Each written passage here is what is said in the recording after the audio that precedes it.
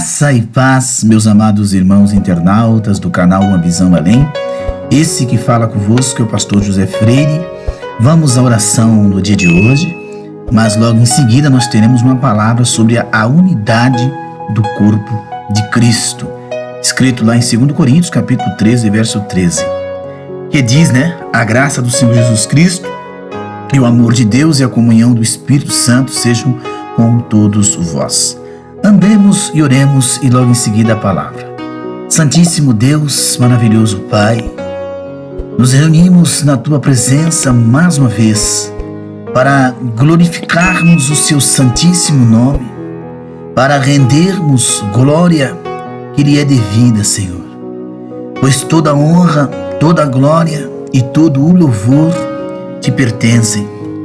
E nós queremos mais uma vez nos unir em oração para buscarmos a Tua presença, pois a Tua presença, Senhor, para a vida do homem é de suma importância, pois nós vivemos dias difíceis, vivemos dias cruéis, vivemos dias tenebrosos. Papai querido e Pai de amor e Pai de justiça, eu não sei como Te pedir às vezes, não sabemos como clamar, mas o Espírito de Deus, Ele intercede por nós, com gemidos inexprimíveis. Senhor, vivemos num mundo, Pai, de incertezas, num mundo de inseguranças, tanto que a doença do século é a depressão. Nós sabemos que tem um dedo de opressão, doenças no sistema nervoso central, pessoas descontroladas emocionalmente, guerras por etnias, culturas, guerras por religiões, guerras políticas. Enfim, o mundo não é um lugar seguro. E a cada ano que passa, se torna mais violento. As drogas estão dominando boa parcela da população, escravizando jovens, adolescentes e até crianças. A prostituição aumenta de uma forma assim assustadora, Senhor. Mas nós queremos louvar e engrandecer o Teu nome. Queremos render louvores ao Seu santíssimo nome, pois o nome do Senhor está acima de todos os nomes. Não existe um Deus tão glorioso, tão magnífico como é o verdadeiro Deus, o Deus dos milagres. Papai maravilhoso e Papai glorioso, não sei o horário em que esta pessoa vai estar orando conosco, mas eu quero pedir, Santíssimo, a Tua misericórdia, a Tua compaixão. Eu quero lhe pedir, Pai, atende o clamor dos que clamam, todos nós os inscritos deste canal. Atende a oração desta pessoa, deste homem e desta mulher que ora, suplicando a Tua misericórdia. Peleja, meu Deus, por todos os casais, que estão enfrentando batalhas, pelejas. Ó Deus de bondade, eu quero neste momento interceder por aqueles que moram nas ruas, nos guetos, nas vielas, sem saída, sem solução, suplicando sempre a Tua compaixão, suplicando, ó Deus, a Tua misericórdia que passa de geração em geração. Deus vivo, Deus poderoso, Deus magnífico e Deus de amor. A Tua palavra diz para nós buscarmos o Senhor, para nós invocarmos o Seu nome. É a Tua palavra que nos diz assim.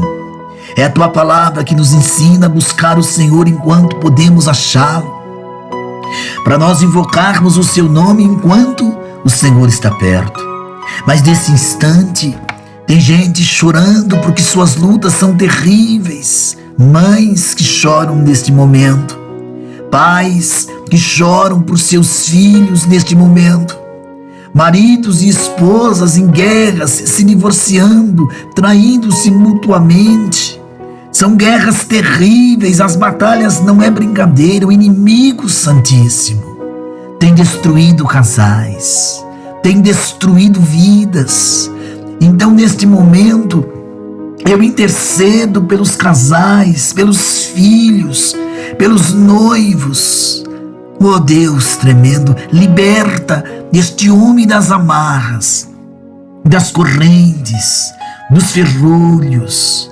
Ah, Santíssimo Deus, abençoa as nações, abençoa o Brasil, abençoa Israel, a América, a Europa. Eu quero interceder em favor da obra das missões na África. Que o Senhor possa levantar missionários que possam ganhar almas na África, na Ásia, no Oriente Médio, na terra de Israel.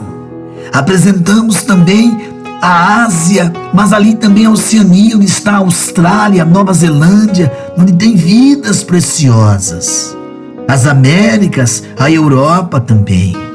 Senhor, esta pessoa que está num leito de dor, esta pessoa que se encontra num leito de enfermidade, angustiada, amargurada, desesperada, esta pessoa que está desenganada da medicina, enfrentando um câncer, um problema renal, um problema pulmonar, respiratório, circulatório, enfim, não há doença que desafie as tuas mãos e o teu poder. Não há barreira que possa deter a mão poderosa de Jesus. Por isso eu te louvo, eu te engrandeço, eu te magnifico, ó Deus da minha salvação. Ajuda-nos a perseverar, ajuda-nos a continuar de pé na tua presença, a se manter vivos. Senhor, eu oro, eu intercedo neste momento pelos internautas, por todos que nos acompanham aqui neste canal no YouTube. Te apresento os proprietários dessa empresa digital youtuber que nos permite ter um canal. Ó Deus de bondade, ó Deus de amor infindo, queremos apresentar aqueles que se encontram nos cárceres, nos presídios, sim, cumprindo suas penas, mas se arrependeram dos seus pecados. Liberta estas vidas das trevas, meu Deus. Em nome de Jesus, quero te pedir e quero clamar por estas vidas aqui e apresentar-lhes, em nome de Jesus, os pastores, os ministros da tua palavra, que toda opressão, toda depressão, todo espírito de loucura seja repreendido da vida desta pessoa. Senhor, que este lar tenha paz, que este casamento seja reconstruído, restaurado, que o amor deste esposo por sua esposa volte a ser vivo como antes, que o amor desta esposa por seu esposo volte a ser vivo como era antes, meu Deus. Ó Santíssimo, abre portas para aquele que está desempregado, Senhor. Faz o milagre acontecer. Essa pessoa que vive com medo de muitas coisas, fobias disso, daquilo, oprimido, deprimido, seja liberto no nome vivo de Jesus. Guarde as crianças, os adolescentes, meu Deus. Guarde os nossos jovens, os jovens casais, as mães, os pais. Liberta este rapaz das drogas, do crime, da violência, meu Pai. E este homem está prestes a ser vencido pelo gigante do adultério. Este homem casado, esta moça, esta mulher casada, esta jovem que está prestes a sucumbir às tentações da carne. Que o Senhor possa sustentá-los. ó bendito e magnífico. Levanta uma geração de adoradores, mas adoradores de verdade. Dá caráter para todos nós que te servirmos, para te servir em verdade e em espírito, Senhor. Ó Deus de bondade, ó Senhor, que possamos entender o significado realmente do que é o Evangelho, e não este Evangelho cheio de remendos posto pelo homem. Liberta os cativos, os oprimidos. Oh meu Deus, são tantas as vidas que oram conosco, angustiadas, desesperadas, precisando sim de um milagre, de uma solução. Nós colocamos na oração porque eu creio no milagre da cura, no milagre da libertação, da restauração, da restituição, no nome vivo e magnífico do Senhor Jesus. Esta é a nossa oração, Pai, feita sim, mas em nome de Jesus Cristo. Amados irmãos e irmãs, vamos a uma palavra, mas antes de nós entrarmos na palavra, eu gostaria muito que você se inscrevesse no nosso canal, você que não é inscrito, que você ativasse o sininho depois de se inscrever. E você que é inscrito, dê like nas nossas postagens, meus amados. Dê like para que o YouTube indique este canal para mais pessoas. Dê like e compartilhe o nosso canal com mais pessoas. Vamos à palavra? A unidade do corpo de Cristo. 2 Coríntios capítulo 13, verso 13, que diz: a graça do Senhor Jesus Cristo e o amor de Deus e a comunhão do Espírito Santo sejam com todos vós. Comunhão, que quer dizer koinonia, significa participação de algo indivisível, que não se divide, que não se esfacela. E nós podemos entender comunhão como unidade, pois ter algo em comum é o mesmo de ter unidade na igreja. Em Atos, no capítulo 2, no verso 44, nos diz assim: todos os que creram estavam juntos e tinham tudo em comum. Em Atos 2, verso 42, e perseveravam na doutrina dos apóstolos e na comunhão e no partir do pão e nas orações. A unidade, ela existe ou acontece somente quando temos algo em comum. No caso da igreja, o que há de comum entre os que creem é exatamente a igreja, ou o seu viver diário. Basta lermos os versículos 42 a 47 de Atos 2, para que nós possamos concluir esta fala que eu estou falando. Agora, o que é importante nós separarmos que igreja, meus irmãos, não é denominação, placa de uma denominação. Igreja é a união de pessoas que creem na pessoa de Jesus como Salvador e Senhor. Então, em 1 Coríntios, no capítulo 12, verso 12 e o verso 13, Paulo também nos diz que a igreja é o único corpo de Cristo, o qual é formado por vários e diferentes membros. Nós sabemos disso. Sim, somos vários e diferentes, mas temos algo em comum. Funcionamos todos no mesmo corpo de Cristo, sob a direção do único Espírito de Deus. A unidade, queridos irmãos, a unidade, ela existe ou ela acontece, a unidade ela se externa a partir da vivência dos mandamentos de reciprocidade, ou seja, uns com os outros. Então, amar e honrar, Romanos 12, 10, servir, Gálatas 5, 13, sujeitar-se, Efésios 5, 21, suportar e perdoar, Colossenses 3, 13, instruir e aconselhar, Colossenses 3, 16, confessar os pecados e orar, Tiago 5, 16, admoestar, Romanos 15, 14, ser hospitaleiros, 1 Pedro capítulo 4, verso 9, consolar e edificar, 1 Timóteo 5:11. Levar as cargas, Colossenses 6:2. E lavar os pés, que é um sinal de humildade, João 13, verso 14. Mas o que, segundo a palavra, impede a unidade do corpo de Cristo? Nossos motivos: direção de Deus, pasmem, meus amados, mas para alguns mais corajosos é pura e simplesmente a direção de Deus.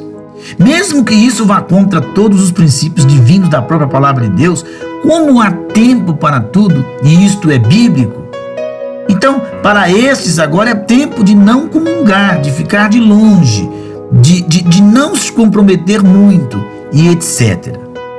Mas a gente tem que explicar isso aqui para que fique claro. O fazer parte do corpo de Cristo não é que eu, fazendo parte do corpo de Cristo, eu tenho que ter um cargo na igreja, eu tenho que participar de tudo. Não é isso. Eu ir, congregar, se alimentar da palavra, louvar com os louvores. Não é que você, irmão, você jovem, você irmão, que você é obrigado a ser um obreiro, ser uma obreira, que você é obrigado a cantar no conjunto X, no conjunto Y, ir para a consagração. Não, não é isso. Certo? Mas a gente tem uma comunhão uns com os outros, né? Chorar com os que choram, se alegrar com os que se alegram. Tem também uma parte de desânimo. Não estão com disposição interior para aprofundar relacionamentos. Então, numa fase, apenas receber de Deus sem se envolver demais com os irmãos por pensarem ou admitirem não ter muito para repartir. Então, mágoas por terem experimentado sinceramente em outros tempos, vivem em unidade, foram magoados, se decepcionaram, e para se precaverem disso, não é verdade? Não se jogam mais de corpo e alma nos relacionamentos. Agora, mágoa é quando você tem uma manchinha no seu coração. Muitos de nós, às vezes, nos precavemos. Às vezes, os cargos na igreja causam muitas confusões, muitas invejas. E às vezes você não é obrigado a ter cargo, porque não é só com um cargo que você vai trabalhar para Deus. Você pode trabalhar para Deus de outras maneiras, fora, na rua, evangelizando, falando do amor de Deus. Orgulho, por não reconhecerem suas necessidades e dificuldades próprias, alguns julgam que os outros não têm muito para acrescentar em suas vidas. Provérbios 30:12. O orgulho é algo assim tenebroso. Então, como vence o orgulho? Irmãos, todos nós somos dependentes da misericórdia do Senhor. Somos vasos de barro. É claro que você tem que entender que tudo quem opera é o Espírito de Deus, e não eu nem você. Agora, isso não quer dizer que nós vamos concordar com tudo, com todas as coisas. Nós vamos sempre ter que passar uma peneira, ver com quem podemos andar, né? Porque nós temos as nossas peculiaridades, e isso nós temos que entender. Mas mágoas, orgulho, outro ponto terrível também, egoísmo, simples assim. O solitário busca o seu próprio interesse, Provérbios 18:1. Deus pensa diferente, pai de órfãos e juiz das viúvas. É Deus em sua santa morada. Deus faz que o solitário more em família. E a igreja é uma grande família. Salmo 68, 5, 6. Descrença. Alguns não creem que isto seja assim. Ou em um dia creram e agora não creem mais. Não dizem, pensam: no céu teremos unidade. Aqui Deus inventou a igreja. Leia-se, né, o templo, para frequentarmos aos fins de semana, ou não nos incomodarmos muito uns com os outros. Não é isso. Não é verdade? Eu sei que tem situações que vai nos tirar, nos trazer descrença. Nós temos que agir de forma prudente como uma serpente, mas simples como uma pomba. Eu mesmo já passei por situações terríveis, de traições, de falsidades. Tive pessoas de eu perdoar 3, 4, 5 vezes e a pessoa aprontar as mesmas coisas comigo. Pessoas que eu coloquei na minha casa, que tomava café comigo, que almoçava comigo, e que aprontaram traições assim terríveis, que eu olhava e eu entendia, aquelas pessoas, elas não estavam convertidas. Elas poderiam estar começando um processo de conversão. E aí, eu tive coragem. A pessoa que fez isso, eu chamei ele e falei, olha, eu vou ter comunhão contigo e te encontrar, te dar a paz do Senhor. Mas assim, não dá para nós andarmos juntos porque você não se deixa ser dominado pela palavra. Você não se deixa ser lapidado pela palavra. E as suas ações são ações reprovadas pela palavra. Tanto que essa pessoa fez tudo isso, nunca ela veio reconhecer.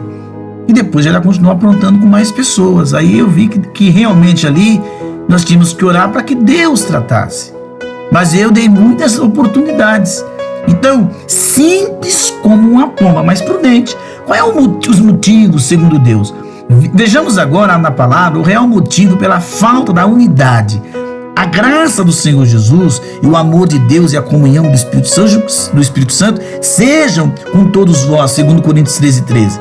Para Deus os nossos motivos não são válidos, pois são carnais. E o que esta palavra de Deus está dizendo é que a unidade verdadeira é algo do Espírito Santo e por isso só é praticável através dele. É impossível nós termos comunhão com o Pai e com o Filho através do Espírito Santo e ao mesmo tempo não queremos ter a unidade entre nós, os cristãos. A falta de unidade entre os irmãos, queridos, revela que a nossa unidade com Deus está deficiente. O que pode afetar a nossa unidade com Deus? Isaías responde, mas as vossas iniquidades fazem separação entre vós e o vosso Deus. Isaías 59:2. E por isso que Jesus disse a Pedro, se eu não te lavar, não tens parte comigo. João 13:8. E aos discípulos, quem já banhou não necessita lavar senão os pés, quanto ao mais está limpo. João 13:10. Então, alguns têm dificuldade com isso, dizem que já se arrependeram quando se converteram, né? E por isso não precisam mais se arrepender. Não é assim. Jesus também disse aos discípulos, se o teu irmão pecar contra ti, repreenda-o. Se ele arrepender-se, perdoa-lhe. Se por 7 vezes ao dia pecar contra ti, 7 vezes ir ter contigo, dizendo estou arrependido, perdoa-lhe. Lucas 17:3. E ele ampliou isso, não diga 7 vezes, mas até 70 vezes 7, né? 70 vezes 7. Se você observar o que Jesus está falando e multiplicar os 70 vezes o número 7, dá 490 num dia. Está lá em Mateus, no capítulo 18, 22. E se ele nos pede essa disposição para nós perdoarmos uns aos outros, é porque ele próprio tem para conosco o perdão. Se o pecado nos afasta de Deus, afeta a nossa unidade com ele e com os irmãos, que são o corpo de Cristo, o que o contrário diz e aproxima o Senhor dos homens. Salmo 34:14. Perto está o Senhor dos que têm o coração quebrantado e salva os do espírito oprimido. Salmo 51:16-17. Pois não te comprases em sacrifício, do contrário eu te daria. E não te agradas de holocausto. Sacrifícios agradados a Deus são espírito quebrantado, coração compungido e contrito. Não desprezarás o Senhor Deus. Salmo 147:3. Sara-os de coração quebrantado e lhes pensa as feridas. Isaías 61:1. O Espírito do Senhor Deus está sobre mim, porque ele me ungiu para pregar as boas novas aos quebrantados de coração e enviou-me a curar os quebrantados de coração. Então, um coração quebrantado faz com que Deus se aproxime. E sem quebrantamento não há relacionamento saudável, nem a unidade verdadeira, ou seja, dificuldade na unidade com Deus e com os homens. Então, qual é o quebrantamento, querido? Quebrantamento não é suportar. Quebrantamento é cultivar o espírito de lamentação. Não é quebrantamento, não é suportar, no sentido de aguentar. Quebrantamento não é cultivar um espírito de lamentação, um complexo de vítima, não presto mesmo. Quebrantamento não é aparentar humildade, autoflagelar, ai tadinho de mim, coitadinho de mim. Quebrantamento é reconhecer a rebeldia do nosso eu, que queremos ser Deus, não aspirar ao poder, querer mandar. Olha, eu tenho visto, irmãos, muitas falas de líderes como que se eles mandassem. São falas pesadas na colocação da língua portuguesa, como se eles fossem proprietários das almas, e não são.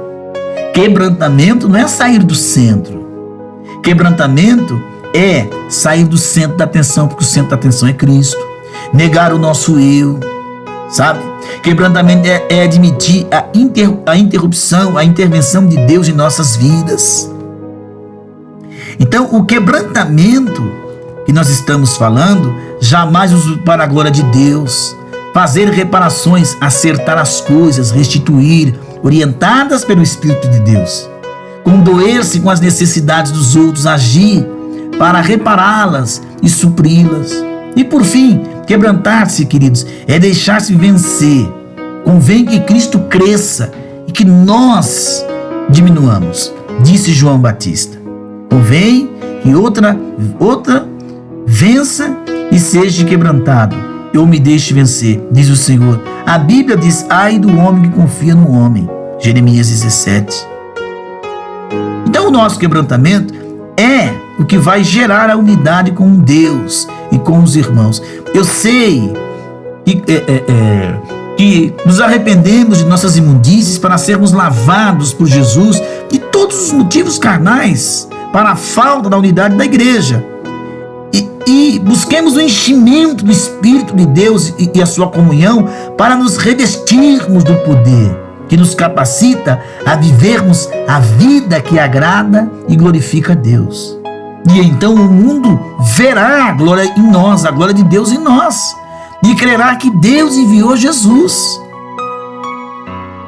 Isso, meus queridos, não é você aguentar pessoas. Não estou falando que você tem que suportar pessoas que não querem deixar-se ser lapidada pela palavra. Tem pessoas que não querem, são brutas, ferem com palavras, com atitudes, os caráteres. Você tenta, faz a sua parte. Se aquela pessoa não quer deixar Deus trabalhar, você já conversou 1, 2, 3 vezes, não é você que vai fazer, é o Espírito de Deus. Aí nós temos que deixar Deus trabalhar, até ela entender que a vontade de Deus não é a nossa. Que Deus te abençoe, que Deus te guarde no dia de hoje. Graça e paz.